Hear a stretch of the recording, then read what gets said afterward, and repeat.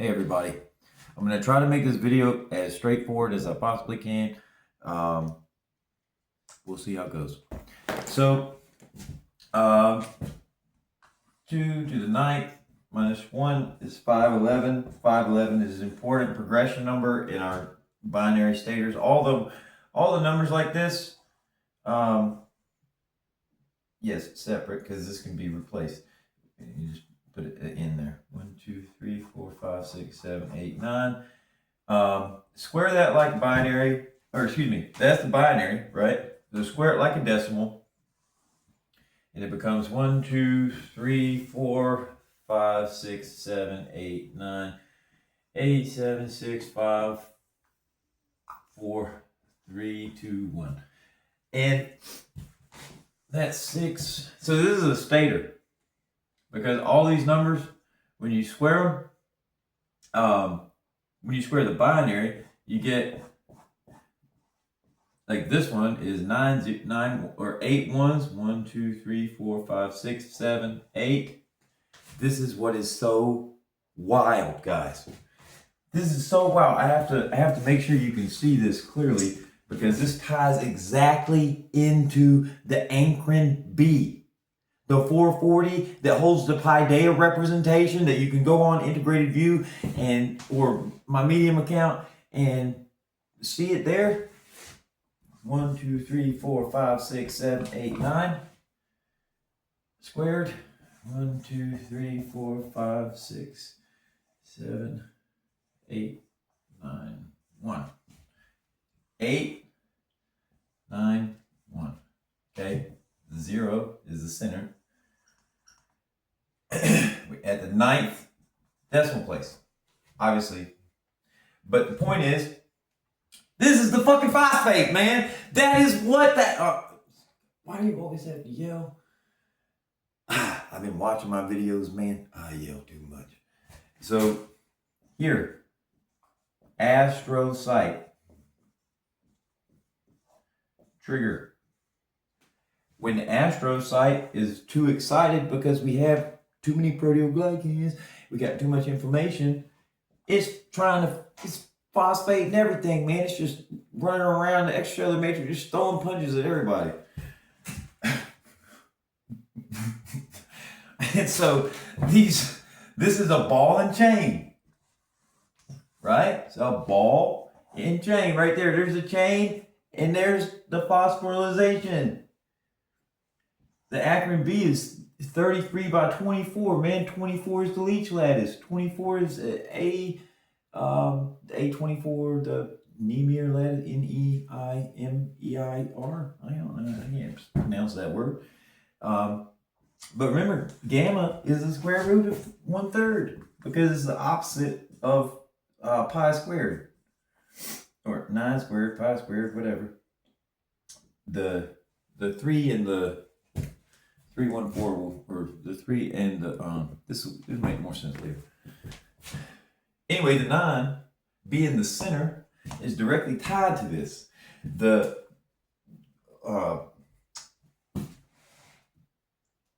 I think y'all might have seen that one video where I was like, gravity is pi squared. Well, it might actually be a lot closer to pi squared than I even knew then.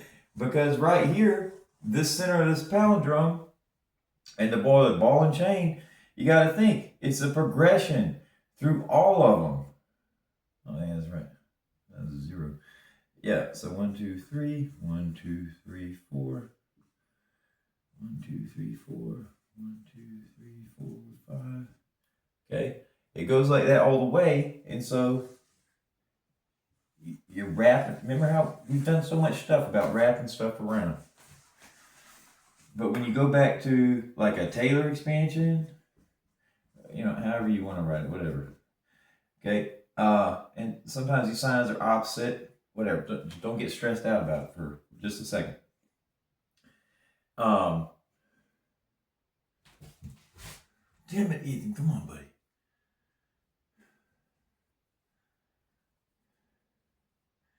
Go into a Taylor expansion. How far out do you rationally cohere is being determined by these first 6 numbers inside. So how much is going to be included in these 6s? The 7 and the 7, because, oh yeah, 9.8 is gravity, 9.8686, that's pi squared. It's not a random thing.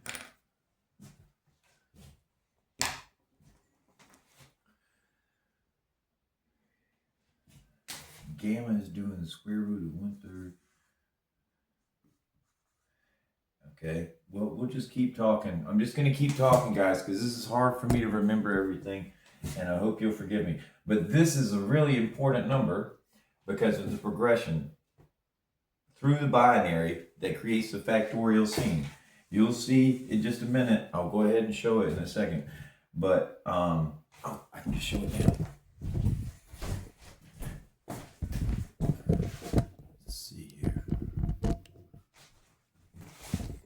Hey, we are really close right now. Okay. So, isn't that cool though? Look how cool that image is. This is the equation that I've been looking at. This is the coefficient. I'm gonna use it. Yeah. This is a coefficient, and this is what I'm trying to map. I'm trying to figure out the coefficient matrix for the factorial in binary logic. I've got it elsewhere. I lost this video, dude. I was so sad about this particular one. But here you have the progression through the factorials, because you got to remember, factorials are managing the Taylor expansions.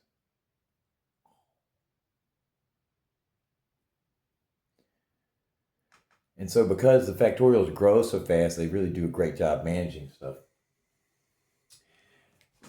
Anyways, that's what it is right there. Yes, look. Oh, I already have it written down. That's so awesome. That is so awesome. So you can see over here how I was messing around with gravity being down here, being a 9, you wrapping it around. You got the ball and chain. You got the 1 through 9 back to 1 palindrome.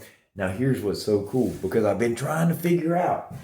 Look, what is it? What have I written right here? 6 is 720. Why? Because we have 6 units per cortical column that sends the information to the hypothalamus, which is probably doing number 7. Probably messing around with that 7429. But look at what I have written right here. 6 and 4 pi, right? Because that's 720. How many rotations do you have to do to communicate a full electron spin? 2, which is 4 pi, which is at 6 factorial. And then look over here. When you take this number, which is 511 squared, and you multiply it times 16, and you do the square root of that, you get 6 4s. 6 4s. Not 5 4s, not 15 4s, not 2 4s, 6 4s. I have been asking myself, how in the world is 6 the same thing as 4? Because pi is basically a notation for the path through the circle, or path through the perfect ratio. It's like geodesic coherence perfection is pi. It's not a perfect way to say it, but it's a good way to kind of think about it. And so I was so amazed when I realized this a while ago when I was watching another video I did. Right here, you can see how I have the different orbitals noted. And so this 7th orbital has a relativistic exchange of 5.8. Okay. Now, you'll see over here,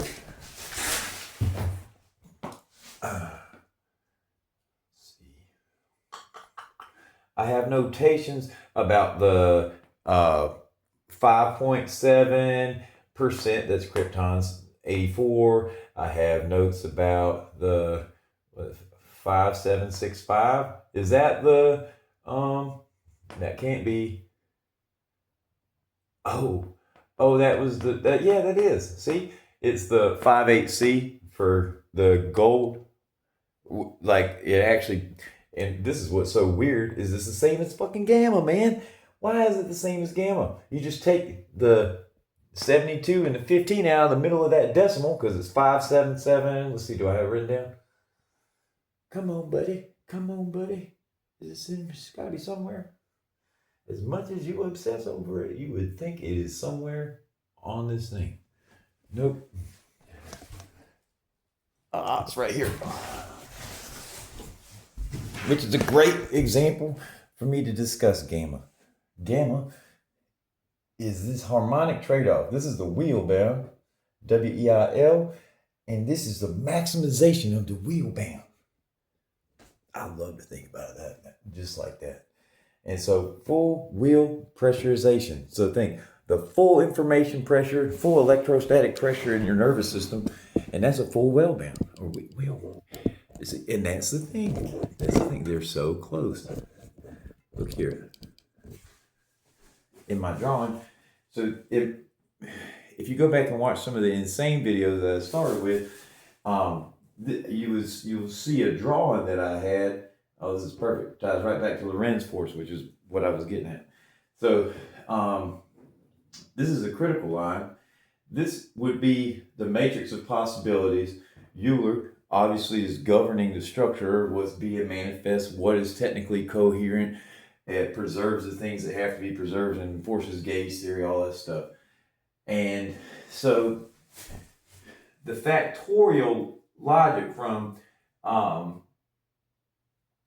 the topos of music, there is something going on right here. I've got green here at the coefficient in imaginary for Euler, and also I have it noted up here at pi. I'm not completely sure if pi is supposed to have an exponent or not. We know that the proton interface is at pi over 2.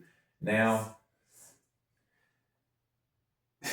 this has got to be operating. This has to be operating in here, because this is the navigation structure. This is determining where we are, what is happening. Like, our nervous systems are doing this automatically based off of the elemental arrangements that DNA has already done, based off of all the fucking billions of years it's been around, and it stacked everything together. Now,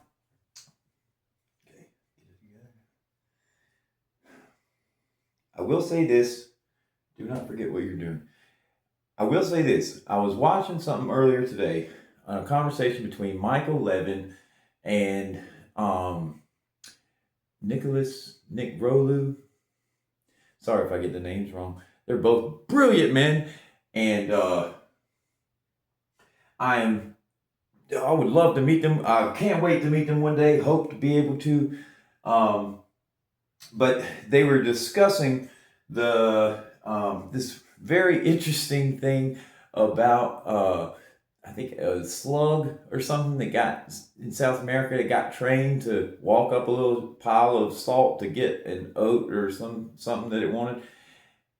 And in order to go against this program, it actually physically stored a piece of salt inside of itself to provide the memory structure so that it would know to go to get the thing against its own intuition. And it got me thinking, if the spectroscopic information, which is definitely a huge part of the information resonance structure of the nervous system, is essentially I'm not going to forget creating those information seams, because when things combine, they form different densities and form basically seams of mass inside of the resonance structure that are used as physical weights. That's how we're weighting things. I wouldn't be surprised if kinesin productivity is directly tied to the color information that's being generated in the local organic tissue. But right now we just stick with where we're at. So what I was getting at was, how if this equal temperament regularization is actually passing through elemental structures which are somehow, I'm not saying this is true, I'm just saying this might be something that's close, that where the information structures are somehow actually correlated to the geometry of the things in real life.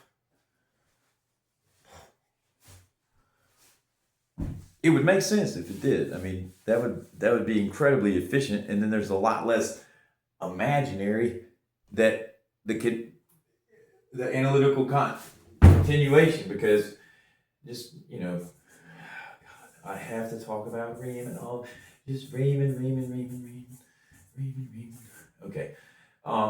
So if you come over here in analytical continuation land, there has to be a derivative.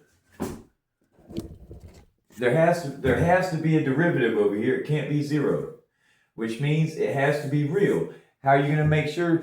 And so what does that mean? If you go over into analytical continuity land and it's not making any sense, if you're coming back with zero derivative, what does that mean? It means coherence loss, which equals prediction mass loss, which means what? Decreased survival chances.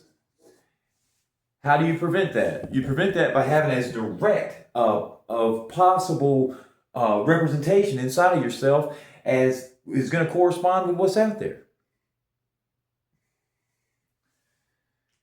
So that might be something that we can look at.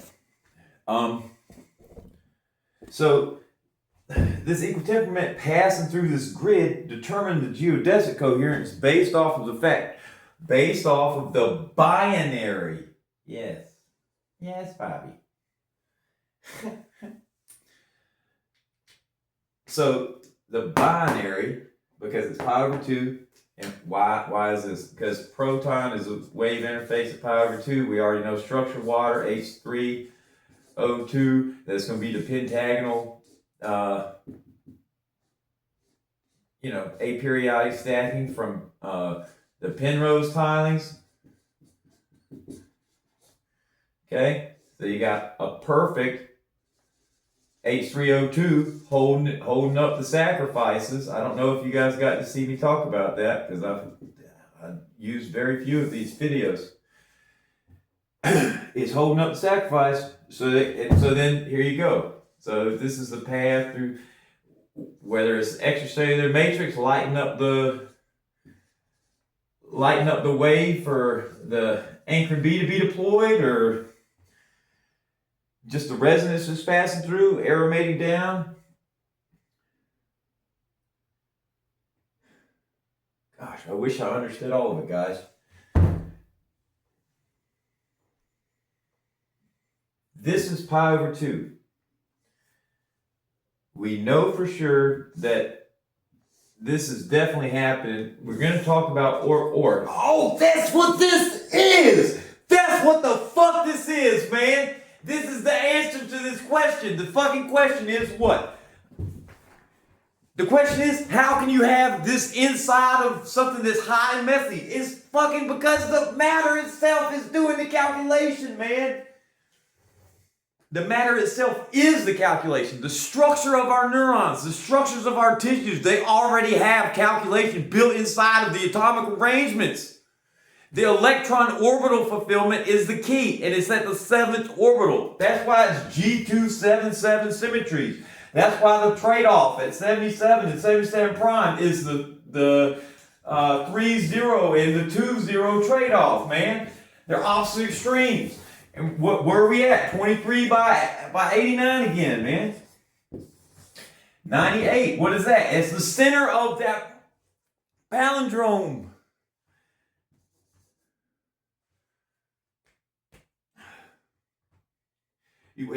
Okay, I forget, you guys. So you have to be able to read numbers backwards and forwards. Believe it or not.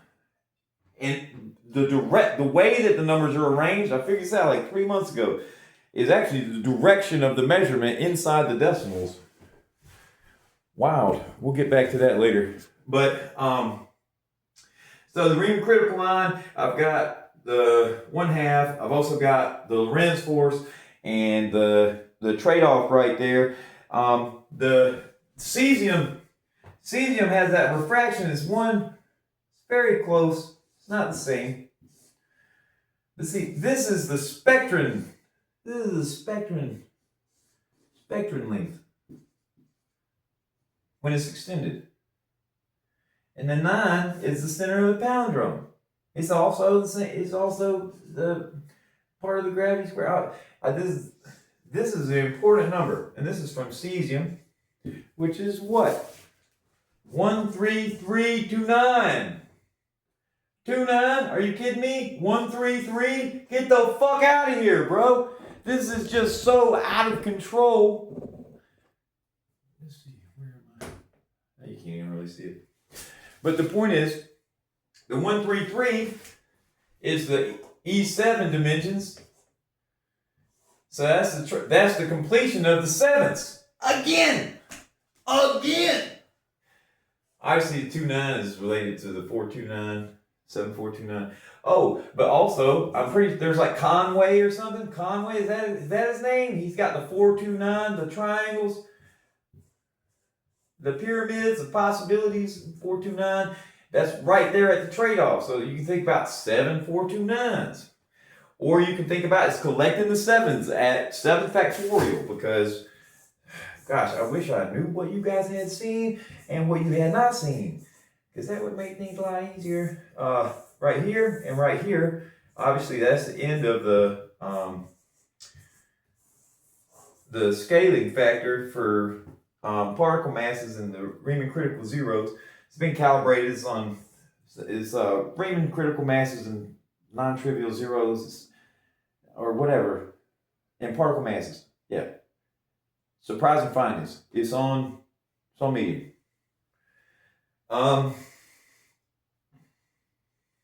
So, what was this again? This was 8 factorial, right? Because 8 factorial is right here. Look at this jump. This is an enormous jump. 720 to 40,320 in that period of time. Well, guess what? We got big right before we reported. That's the completion. And then you start jumping up like crazy. All this is information space. This 8 is the composite number where it's the information stream. It's this right here. You go through the vortex, you report. You go into information. I'm pretty sure that the thalamus, at least the hypothalamus, probably the whole thing, man, and the TRN gets messed up. I've talked about that before. Selective attention. The thalamic gate can't be held open to do accurate 7th orbital calculations. Oh yeah, because the perineural networks be blocking that shit, be telling them, yeah, use that caudate, bypass your, oh yes, that's right, and it uses the ventral.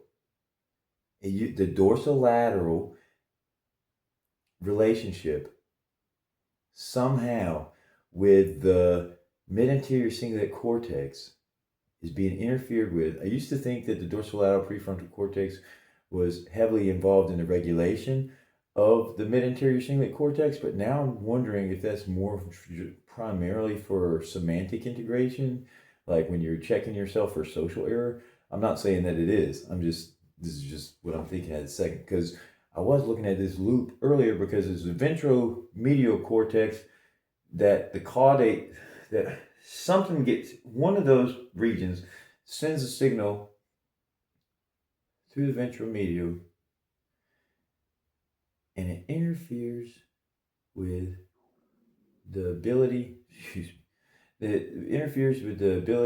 to regulate the thalamic gate.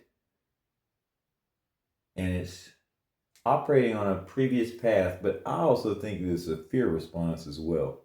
And we know the perineural networks are already fear related. So, and if you have a lot of topological buildup from the perineural networks in your extracellular space, you probably have topological deficits inside your fascia tissue. So like the innervation of certain areas, maybe make you feel uncomfortable, bring back certain types of memories, or just part of our subconscious that we don't want to deal with, whether it's bad experiences, whatever you might, we can all come up with things for ourselves, right? And so those areas, actually, when they get activated, they actually do cause physical discomfort. So that is a type of fear. Especially if we are physically not moving around enough, it is so easy to become scared of valence. Not even anything serious, just the physical stimulation, the extra stimulation, having to deal with the pressure inside the nervous system. It's very common, but it can be built back up. So if you feel like you might be in that category, don't hold yourself in like it's some sort of permanent thing, because it's not. You can fix it. Okay. Just more notations on the 7/7s. By the way, of course, pi, square root of pi, is going to be what? 177. What's up, son? And what's 177 minus the square root of 3? It's going to be 0.04. What's that? It's going to have some relation. Check it out on at integrated view. It's tied to the sodium levels in our body in comparison to other ions or whatever. Fuck. Gosh, guys, I hope you guys are enjoying yourselves. All right, so the binary stuff is going through here. Oh, I messed up my graph. And on the bottom, the M, I have this thing. I see it as Mittag-Leffler. I can't get it out of my head because gamma is checking the poles, but I've already got gamma down, over here. But it's not necessarily the same thing, because this is the gamma constant. The gamma function is doing something different, and we utilize the gamma function in the Mittag-Leffler. I see this regularization right here as obviously the constant gamma in the normal use of that word, but also constant, like ever present. Oh, this is about to get cool, I think. Yes! I'm so excited to be talking to you guys right now, because I think this might actually go okay. All right, so, you want to see something cool? Look right here. This was the civilizational cycles that I love to talk about, and I was just drawing like and so the people are up in here, and their energy gets pulled up here. The half line is where all these other civilizations are, where they're trying to come into existence and come into dominance. And we were warned about it in the Federalist Papers. And what are we seeing with all that stuff over in Europe and the Muslims and the king and all that stuff? Well, fortunately, it doesn't look like look, that's not my forte, but it's pretty obvious what I'm talking about, right? And it was happening to us too. It was. Where the people in power prostitute the economy to other powers for temporary gain. It's called repatrimonialization, where nepotism becomes the thing. And it's because the convection layers across all these different phases, they're not trading energy enough. They get stuck. That was Brockenbrenner's ecological cycle, and you can check out some other videos. I think Save the Singularity has the best one. Skip the first 10 minutes of that video if you don't want to hear me go off about a bunch of stuff. I was yelling a lot in that video too. All right, so here's what I thought was going to get cool. So, mismatched gamma. So, like, misprioritized predictions, whatever. So,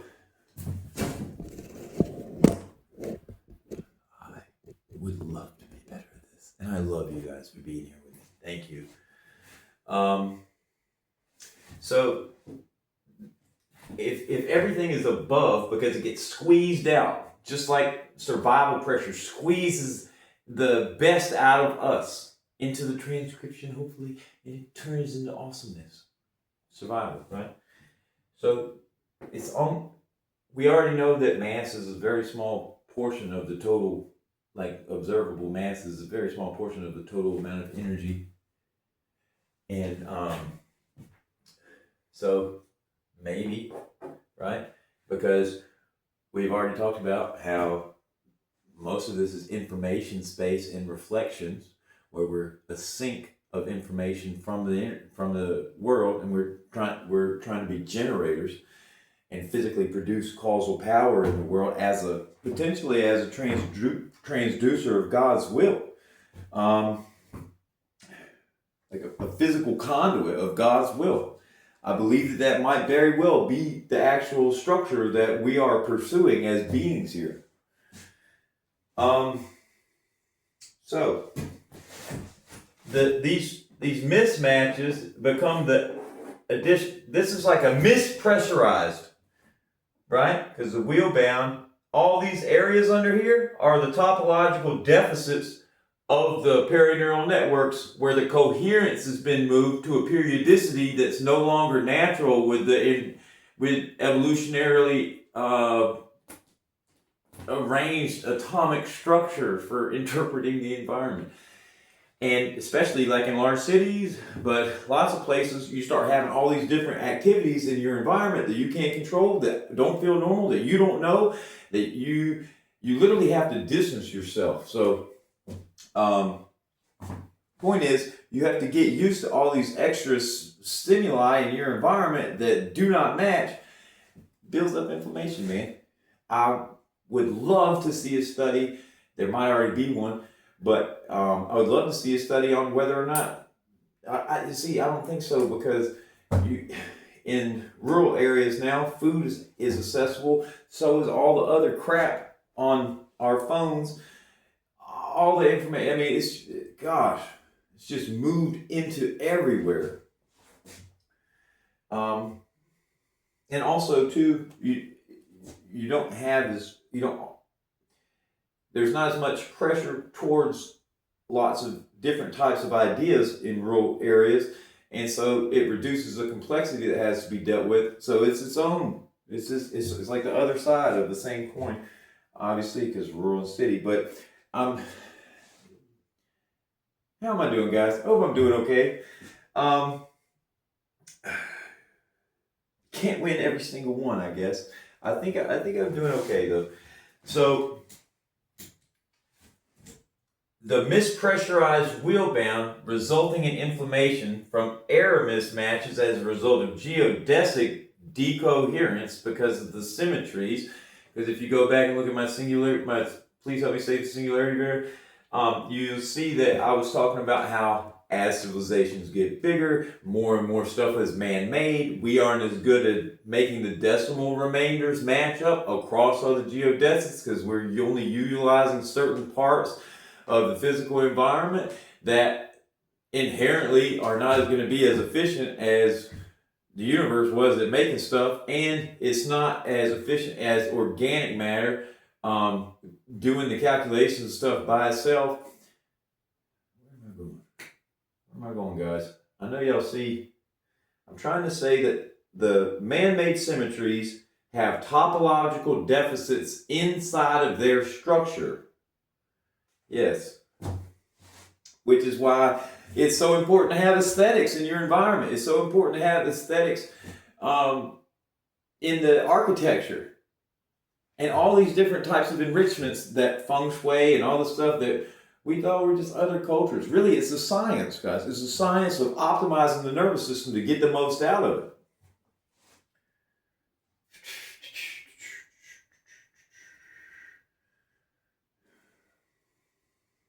I think that this was okay for right now. Obviously, this is going to be a loss function, and you're trying to minimize the loss function. I like how this is paired because you can literally go A1 minus A, B1 minus B, or B minus B2, etc.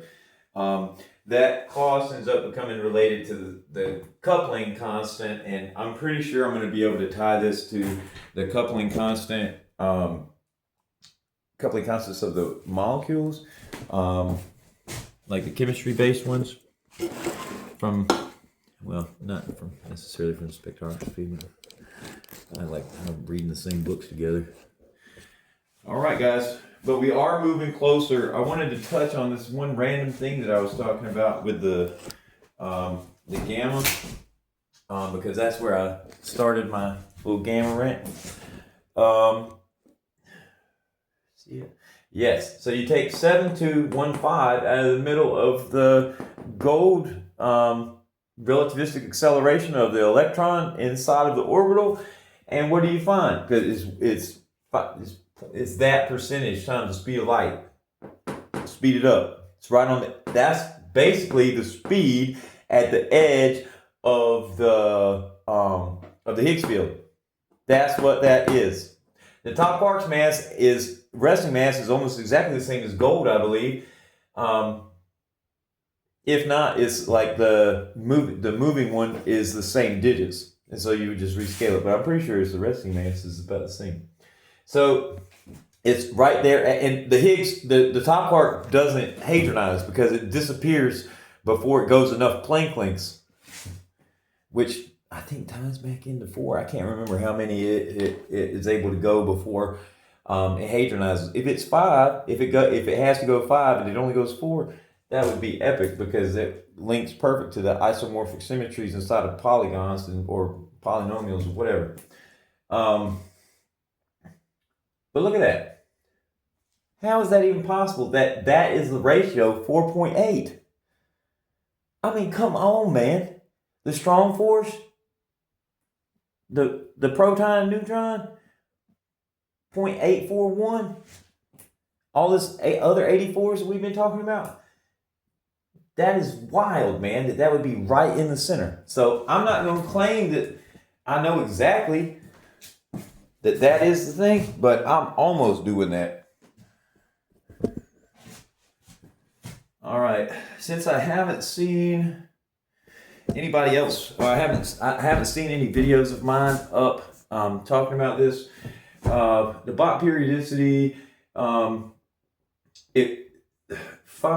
is a sum, 6 does a checksum, and then 7 does a whole big old loop to get all of the stuff.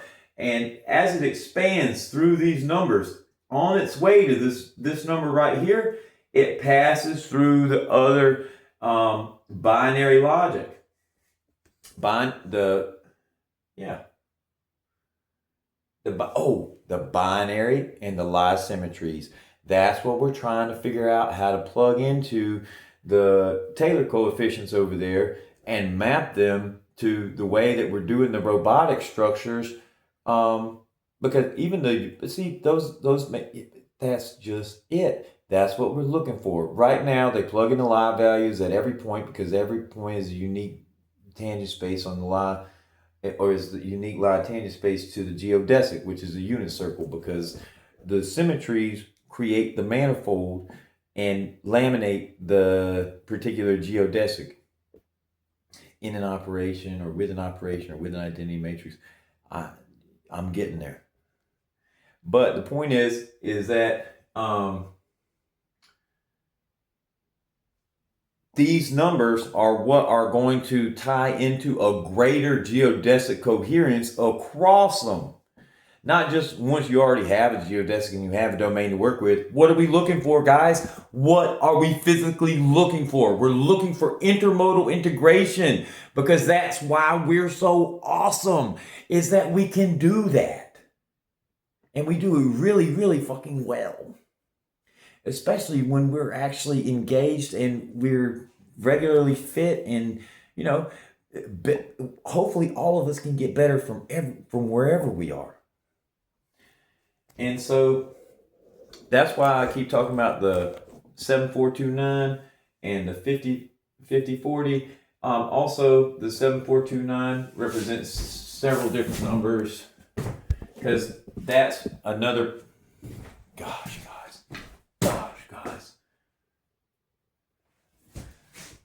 can't believe I've done so much and haven't been able to show you guys hardly anything. Okay. So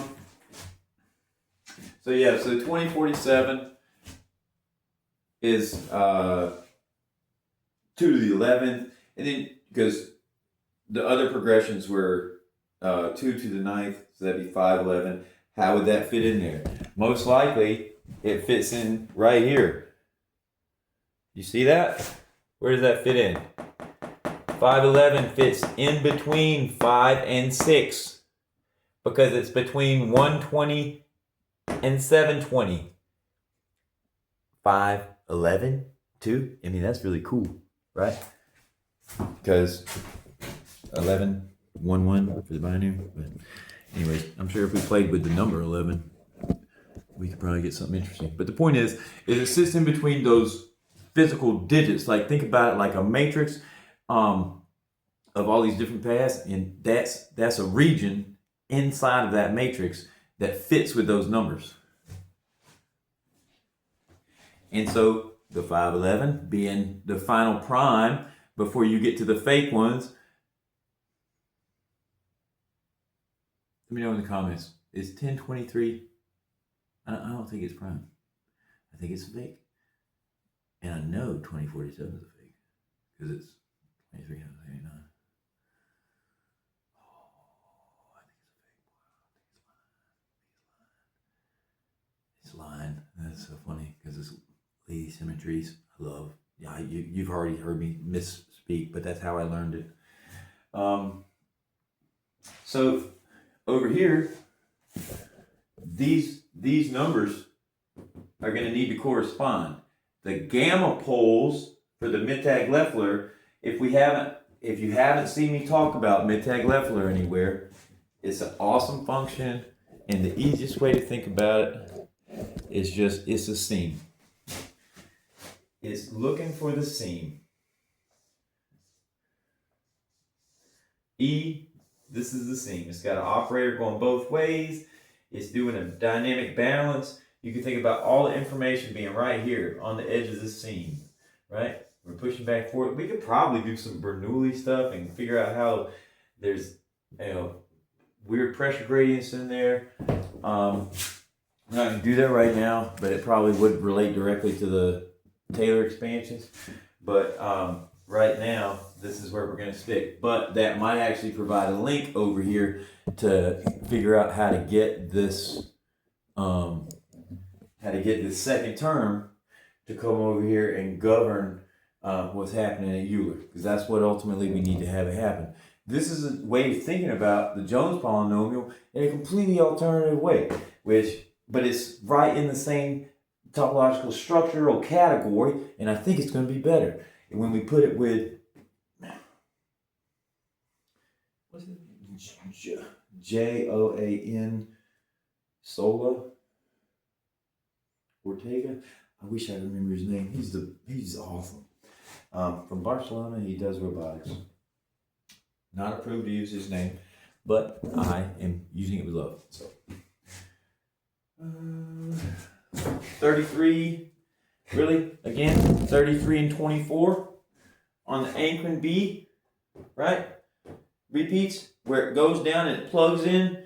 That's what I'm trying to say. These structures that I was just talking about that follow this order over here and map over here these tangent fields and do all this interesting stuff.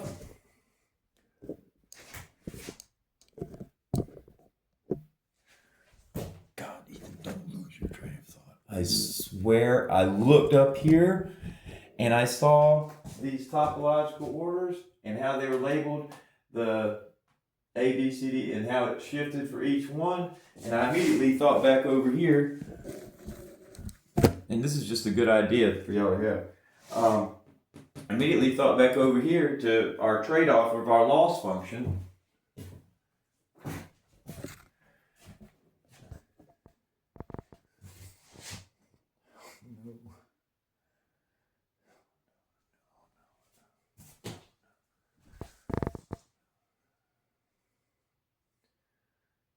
Gosh, guys, I don't know why I'm having trouble right now. But what I'm going to do, because I'm so bad at editing this, and this has been such a good one for various different things, I'm so sorry. I'm going to put up, I'm going to rewatch this, and I'm going to put up a part 2 right away.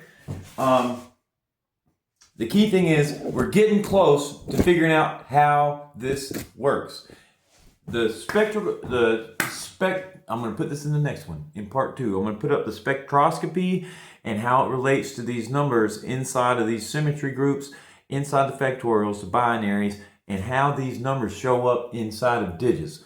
Real quick before we go, obviously I've been talking about square root of pi and 7 sevens and gamma and all this stuff, right? Well,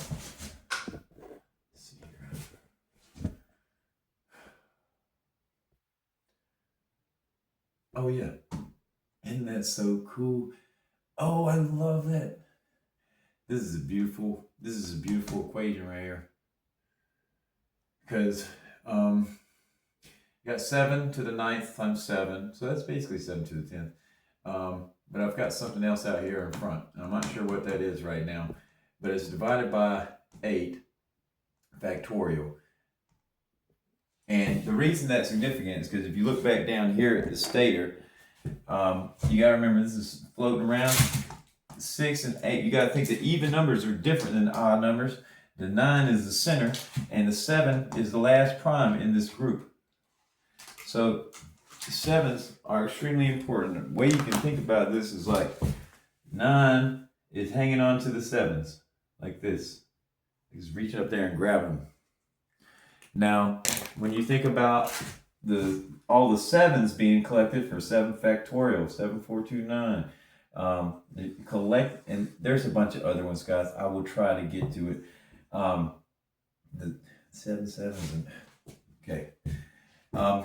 This is like the Klusterman sums path, collects the 7s and takes it to the hypothalamus because we already know from the occipital lobe, it already determines whether or not it's going to be horizontal or vertical in the hypothalamus. Those recently came out. Now, what does that mean? It means it's magnitude based first.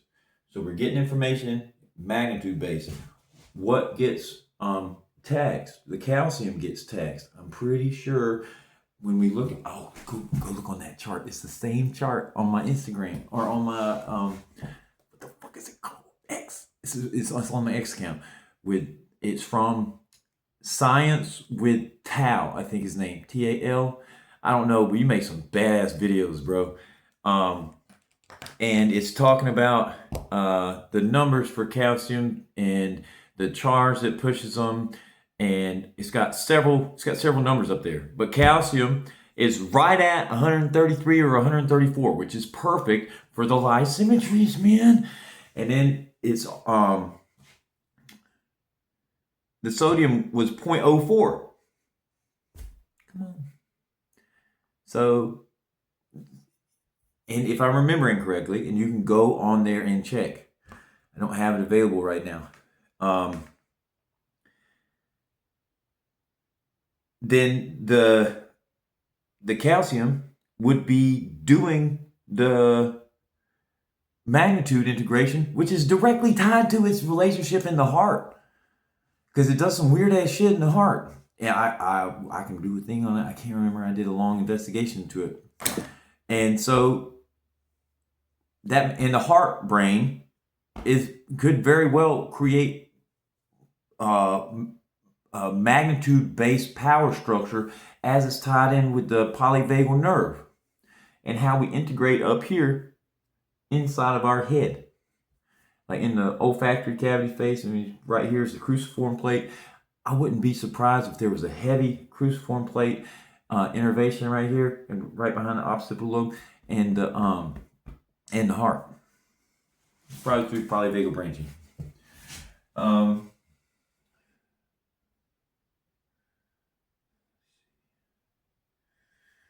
Okay, I see what I did. Here. Up here I had, I don't know which one of these calculations produces this number. Obviously it looks very close to the 4320. The gap is 408. What? Get out of here. That 0 in the middle is just a space for information, son. 2 to the 16th minus 8 to the 8 factorial divided by. Oh yeah, that's so cool, man. Because that's the half part of the scaling constant. Y'all didn't know, son? Look at the real scaling constant over here. What's up? There it be.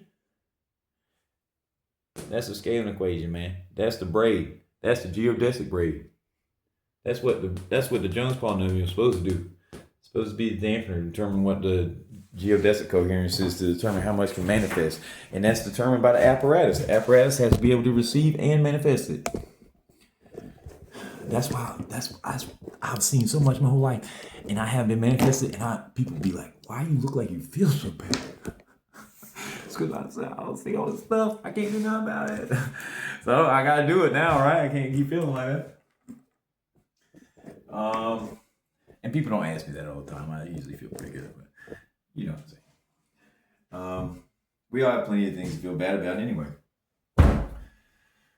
So we're trying to do better. So anyways, this was the equation up here, and it produced that number. I found it fascinating that the difference is only 408. But then when you look into these decimals, you find 77, you find 77, then you find 84 over here. I'm not sure what that's going to be because I got some dots. Sometimes I do that, and sometimes there are other digits. So don't quote me on the exact digits right here. The point is when I saw the 77 and 77, the way you think about that is what's inside of it could very well be a fold. It could very well be an information seam on the outside that would be checking like 5 or 6 different things.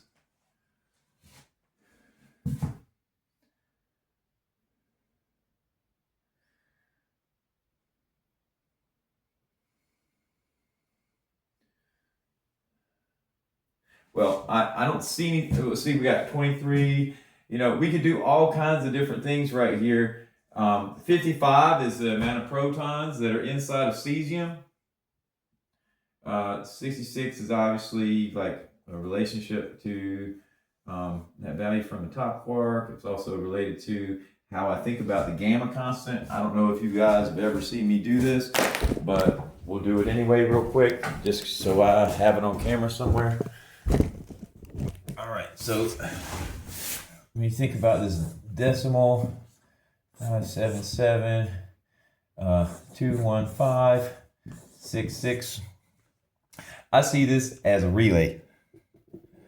So I see this as 511 coming up in here, checking for down quark, checking for the up quark. I think it might be checking for the up quark inside of the neutron. So because the proton is 2 ups and 1 down, and then the neutron is 2 downs and 1 up. Now it could be that it's coming in here refracting, and then it passes, it gets dampened by the neutron because the neutron only emits or decays or whatever one way. So we know that it's entering and that this is a dampening thing. The neutron is dampening the entire strong force to allow for stuff to exist. You know, 2 to 1. It's so fascinating because it really might be doing that, guys.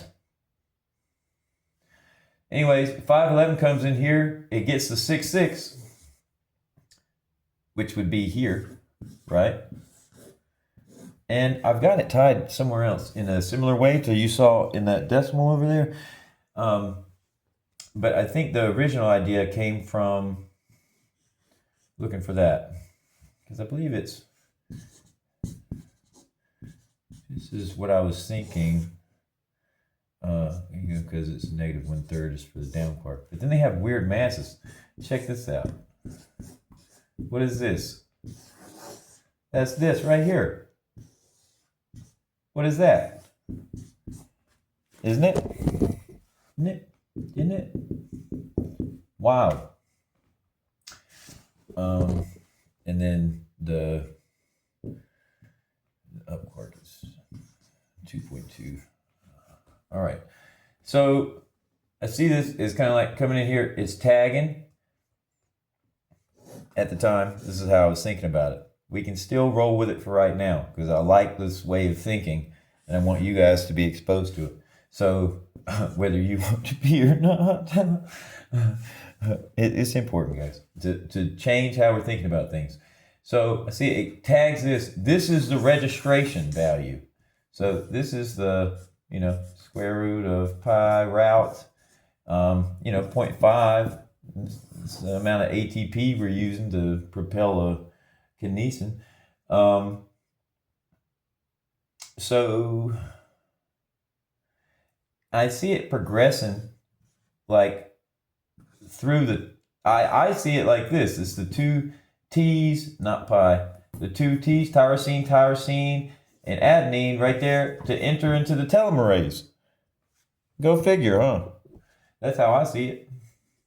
So it goes bop, bop, and so it's a relay, and then it goes to the next place. So it hits, and then it has a ripple through the decimal. Now, this is a creative interpretation. However, it might actually be closer than you think.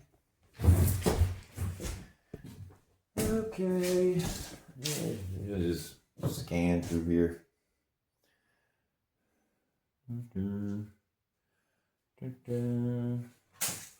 Hopefully you guys can see if you're still watching. Thank you so much. Oh, and then here you go. This is fun. We can tie this back to, can you see? You can tie this back to the Brauvenburn thing. And filling these up is like the geodesic coherence. And then you can think about this as like a conduit. And these can be the POISSON groups from the Lie symmetries, or it could be the perineural networks, or it could be our own topological whatever deficits or advantages, or however you want to look at it. And then you have like little areas, and these would be like the little areas on the coefficient where they weren't quite full. And so when you have full pressurization here, you have a much cleaner and fuller structure over here, just like you have a much cleaner and fuller extracellular matrix.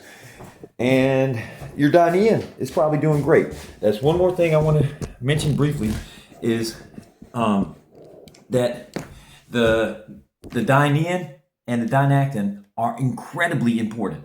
I think kinesin productivity is going to be the way to go for us determining the quality of consciousness moving forward, or of the local health of an individual consciousness state, and use that as a optimization gauge with AI, so that we can have kinesin productivity all over the body. We can hopefully be not just focused on the brain, but focused on different areas of the nervous system to make sure we're getting maximum embodiment and full WEIL bound fulfillment.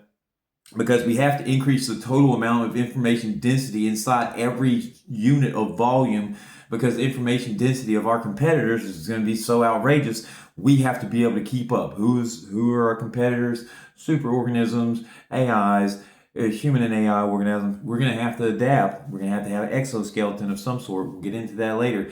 But what I'm trying, all this work, I'm going into figuring out, how can we make sure that we prioritize correctly? Because the genetic structure and the intelligence of all of our suffering has to be honored, number one. But also, that is the most efficient. That's why it has stuck around. That's why all of Jordan Peterson's messages have been so important, because it's actually real, man. That's real life. It's not just talking about things that happened in the past. It's not just talking about things in the Bible. It's not just talking about religious ideas or moralistic. It's real fucking life, man.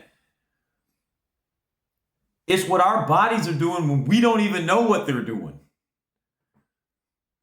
And so we have to figure out how to know as much as we can about our own bodies and have a relationship, a fulfilling, powerful relationship with ourselves, with our own bodies, and with our environment, with our people around us.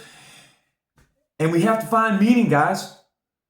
We have to fall in love with meaning and with each other and with the future, and embody something beautiful. And I know this hasn't been perfect, and I apologize for all my mistakes. Thank you so much for being here. Let's save the singularity, guys. The future can be so bright. Let's work for it.